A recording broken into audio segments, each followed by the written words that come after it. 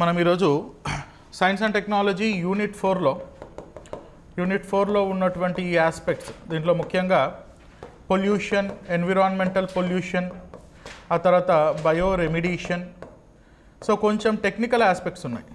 So ఖచ్చితంగా మీరు రాసి పెట్టుకోండి. దీనిలో నుండి ఖచ్చితంగా ఒక 5 మార్క్స్ గ్యారంటీ. సో నేను ఇప్పుడు చెప్పబోయే టాపిక్స్లో నుంచి 5 మార్క్స్ మినిమం. సో ఎందుకంటే దీనిలో అన్నీ మొత్తం నేనంతా వర్క్ చేసి ప్రెస్ ఇన్ఫర్మేషన్ బ్యూరోలో ఉన్నటువంటి లేటెస్ట్ ఆస్పెక్ట్స్, కరెంట్ అప్డేట్స్ ఇవన్నీ కూడా దీనికి జోడించాను. So as usual 12 most important థీమ్స్ని డిస్కస్ చేసుకుంటూ వెళ్దాం. వీటిలో మీకు హ్యాండ్అవుట్స్ ఉన్నాయి కదా, హ్యాండ్అవుట్స్ ఇచ్చాను కదా, ఆల్రెడీ ఉన్నాయి కదా హ్యాండ్అవుట్స్. దాంట్లో నేను లిస్ట్ ఆఫ్ టేబుల్స్ పెట్టాను. ఆ tables English medium, Telugu medium వాళ్ళకు కూడా ఇంగ్లీష్లోనే ఉంటాయి, ఎందుకంటే దాన్ని ప్రత్యేకంగా తెలుగులో పెట్టాల్సినటువంటి నెసెసిటీ లేదు. సో కాబట్టి ఇంగ్లీష్లోనే మీరు ఫాలో అప్ అవ్వండి. ఆ డిసీజెస్ అవి ఉంటాయి.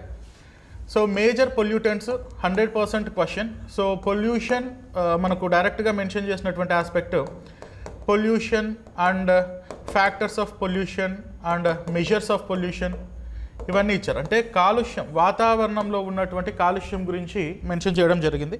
కాబట్టి ఈ కాలుష్యానికి సంబంధించినటువంటి ఆస్పెక్ట్స్, సోర్సెస్, ముందుగా కాలుష్యం, what is mean by pollution అన్న ఆస్పెక్ట్ చూస్తే, పొల్యూషన్ ఇది మనం రకరకాలుగా చెప్తూ ఉంటాం. Air pollution, soil pollution, land pollution, water pollution అని. పొల్యూషన్ అన్నదాన్ని సింపుల్గా డిఫైన్ చేయాల్సి వస్తే ఎలా చెప్పచ్చు అంటే, intended or unintended addition of impurities to any substance. So తెలిసి కానీ తెలియక కానీ వాస్తవంగా ఉన్న కంపోజిషన్ని మార్చేస్తే, కంపోజిషన్ కనుక మారితే దాన్ని పొల్యూషన్ అని అంటారు. ఏ కాంపోనెంట్స్ వలన ఆ పొల్యూషన్ అన్నది జరుగుతుందో వాటిని ఫ్యాక్టర్స్ ఆఫ్ పొల్యూటెంట్స్ లేదా సింపుల్గా పొల్యూటెంట్స్, కాలుష్యకాలు అని పిలుస్తూ ఉంటారు.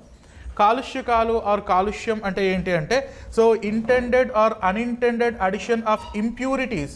ఒకవేళ అది సాయిల్కి యాడ్ అయితే వాటిని సాయిల్ పొల్యూషన్ అని చెప్పచ్చు, వాటర్కి యాడ్ అయితే వాటర్ పొల్యూషన్ అని చెప్పచ్చు.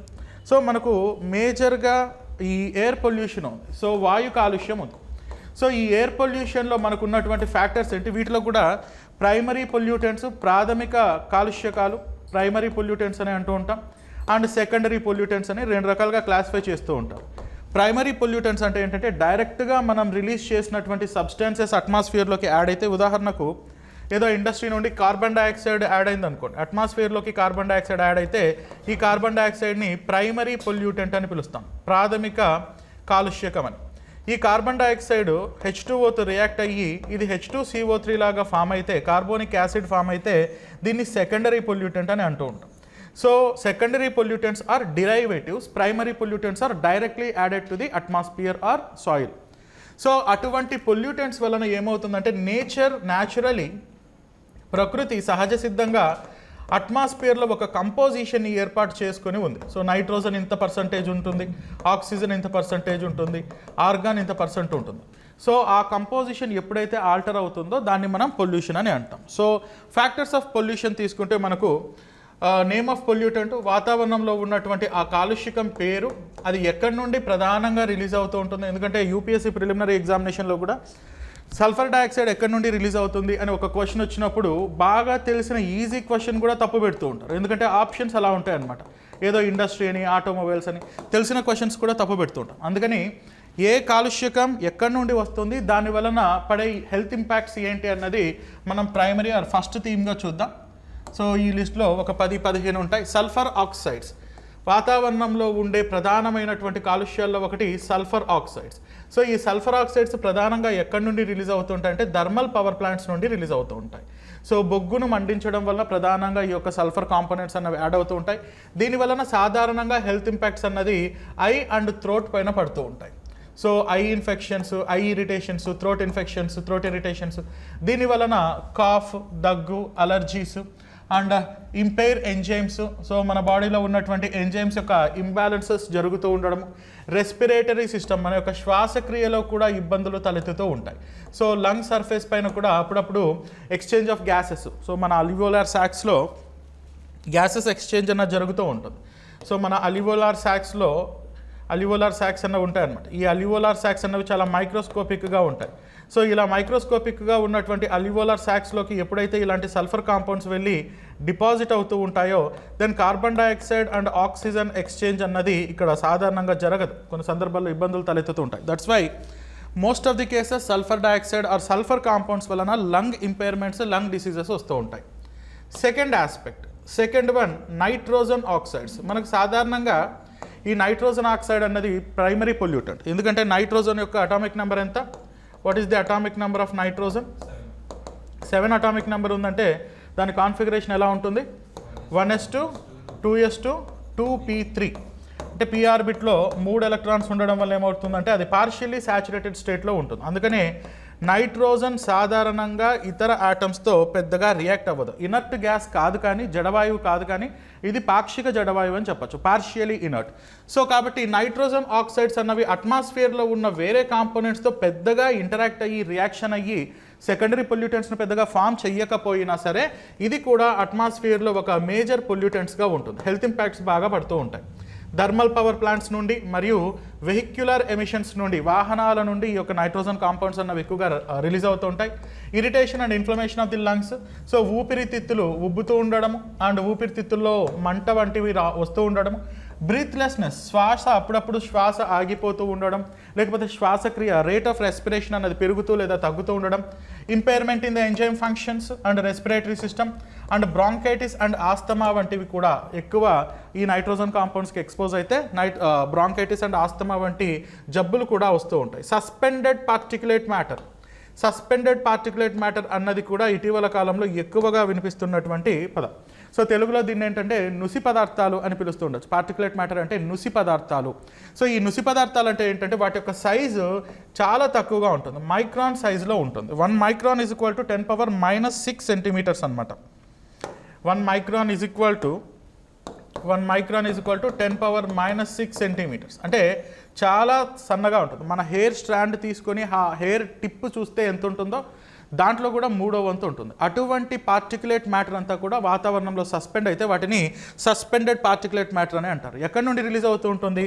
కన్స్ట్రక్షన్ మెటీరియల్స్ నుండి, అర్బన్ మున్సిపల్ వేస్టెస్ నుండి, ఇండస్ట్రీస్ నుండి, వెహికల్స్ నుండి ఇలాంటివి రిలీజ్ అవుతూ ఉంటాయి.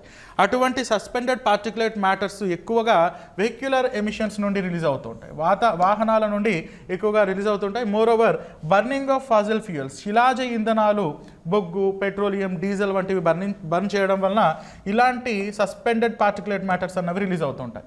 నార్మలీ లంగ్ రిలేటెడ్ డిసీజెస్ వస్తూ ఉంటాయి and development of RBC and pulmonary malfunctioning, red blood cells generation కూడా ఈ యొక్క సస్పెండెడ్ పార్టిక్యులేట్ మ్యాటర్స్ ఎక్కువగా ఎక్స్పోజ్ అవ్వడం వలన డిసీజెస్ మనకు వస్తూ ఉంటాయి.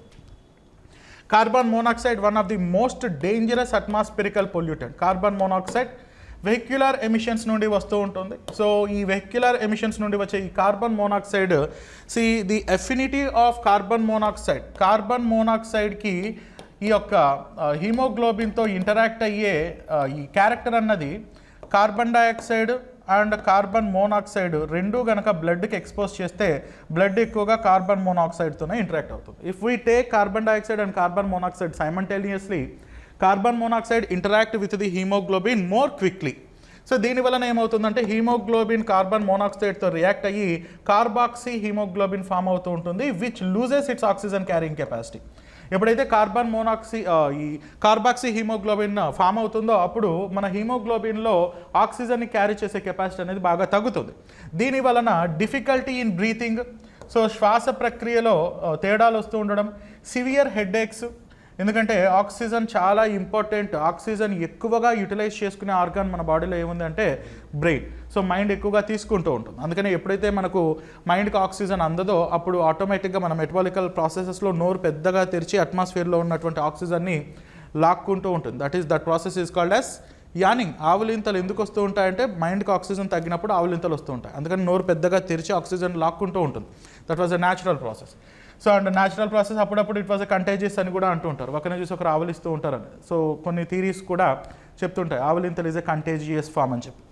అండ్ దీనివలన ఏమవుతుందంటే irritation to the mucus membranes, మన బాడీలో ఉన్నటువంటి ఈ మ్యూకస్ మెంబ్రెయిన్స్ బర్న్ అయిపోతూ ఉంటాయి, ఇరిటేషన్ వస్తూ ఉంటాయి. Unconscious and even sometimes late to the fatal, sometimes ఇది మరణాలు కూడా సంభవించే అంత ప్రమాదకరమైనటువంటి ఆస్పెక్ట్స్ ఉంటాయి. చాలా సందర్భాల్లో మనము చూస్తూ ఉంటాం కదా, ఈ యొక్క ఫైర్ యాక్సిడెంట్స్ జరిగితే బాడీ కాలిపోయి చనిపోరు, కార్బన్ మోనాక్సైడ్ని పీల్చుకోవడం వల్ల ఊపిరాడక చనిపోతుంటారు. Fatalities in most of the cases of fire accidents is because of the exposure to the carboxy haemoglobin because of carbon monoxide. Very important.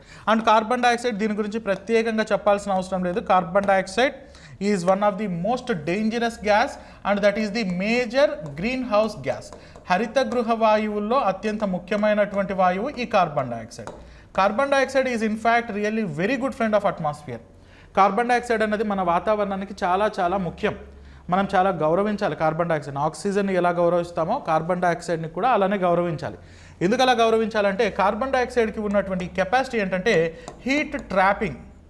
హీట్ని trap చేసుకుంటుంది. సో దానివలన కార్బన్ డైఆక్సైడ్ అనేది చాలా ముఖ్యం మన అట్మాస్ఫియర్లో. ఈ కార్బన్ డైఆక్సైడ్ మరి ఎందుకు ఇప్పుడు తిడుతున్నారు, కార్బన్ డైఆక్సైడ్ ఎక్కువైపోతుంది? According to the latest AR6 released by the IPCC, inter government panel on climate change, ఇటీవల రిలీజ్ చేసినటువంటి AR6లో చెప్పినటువంటి అంశం ఏంటంటే గత 20 లక్షల సంవత్సరాలలో ఎప్పుడూ లేనంత కార్బన్ డైఆక్సైడ్ అట్మాస్ఫియర్లో ఉంది అని నిర్ధారించింది. అండ్ ఈ కార్బన్ డైఆక్సైడ్ కూడా దాదాపుగా 403 పార్ట్స్ పర్ మిలియన్ ఉంది. ఇది చాలా ఎక్కువ. సో ఈ కార్బన్ డైఆక్సైడ్ అట్మాస్ఫిరికల్ కండిషన్స్కి మనం ఎక్స్పోజ్ అవ్వడం వలన ఏమవుతుంది హెల్త్ ఇంపాక్ట్స్ పక్కన పెడితే, ఇలా ఒక కార్బన్ డైఆక్సైడ్ అన్నది ఉండాల్సిన మోతాదులో ఉంటే చాలా మేలు చేస్తుంది మన అట్మాస్ఫియర్కి. అది ఎక్కువైపోవడం వలన గ్రీన్ హౌస్ ఎఫెక్ట్ అన్నది జరుగుతుంది, తద్వారా గ్లోబల్ వార్మింగ్. సో భూతాపం అన్నది పెరిగిపోయి sea level changes, erratic patterns of the monsoons, rainfalls ఇలా జరుగుతున్నాయి. మరి దీని వినియోగం ఏంటి? ఇది ఉండడం వల్ల మనకెలా ఉపయోగపడుతుందంటే భూమిపైన మన జీవం అన్నది, లైఫ్ అన్నది ఫామ్ అవ్వడానికి ఈ కార్బన్ డైఆక్సైడ్ కారణం. కార్బన్ డైఆక్సైడ్ కనుక లేకపోయి ఉంటే day time temperatures of the earth దాదాపుగా 40 degrees Celsius, night time temperatures దాదాపుగా -150 degrees Celsiusకి పడిపోయి ఉండేది. పగటి ఉష్ణోగ్రతలు 40 degrees Celsius, రాత్రి ఉష్ణోగ్రతలు 150 degrees Celsius వరకు కూడా పడిపోయి ఉండేది అర్త్కి. కానీ అలా జరగట్లేదు. కారణం ఏంటంటే కార్బన్ డైఆక్సైడ్ ఉంది కనుక. అందుకనే మనకు మెర్క్యూరీతో అదే ప్రాబ్లం ఉంటుంది. Mercury day time temperatures 145 degrees Celsius ఉంటే night time temperatures -350 degrees Celsius ఉంటుంది due to lack of carbon dioxide. అలా నైట్ టైం గడ్డకట్టి పగలు కరిగిపోతూ ఉండే ఆ పరిస్థితుల్లో జీవం అన్నది మనుగడ సాధించలేదు. అందుకనే కార్బన్ డైఆక్సైడ్ అనేది చాలా ఇంపార్టెంట్ అట్మాస్ఫియర్లో. But what is happening in this perspective అంటే the increasing concentration of carbon dioxide. So ఇలా కార్బన్ డైఆక్సైడ్ అన్నది పెరిగిపోతూ ఉండడం వలన హెల్త్ ఇంపాక్ట్స్ ఒకటి పక్కన పెడితే గ్రీన్ హౌస్ ఎఫెక్ట్ అన్నది జరుగుతుంది. ఈ గ్రీన్ హౌస్ ఎఫెక్ట్ అన్నదానికి కూడా హరిత గృహ ప్రభావంలో మన గ్రీన్ హౌస్ గ్యాసెస్ ఏంటి అంటే carbon dioxide very important, plus carbon డైఆక్సైడ్తో పాటు chlorofluorocarbons, plus sulphur hexafluoride, plus ozone అన్నది స్ట్రాటోస్పెరికల్ ఓజోన్ స్ట్రాటోస్పియర్లో ఉంటే మనకి ఎంత మేలు చేస్తుందో ట్రోపో ఆవరణంలో ఉండే ఓజోన్ అన్నది అంత నష్టం చేస్తుంది. So carbon dioxide, chlorofluorocarbon, sulphur hexafluoride, ozone plus nitrous oxides and కొన్ని సందర్భాల్లో H2O ఇన్ వాటర్ వేపర్.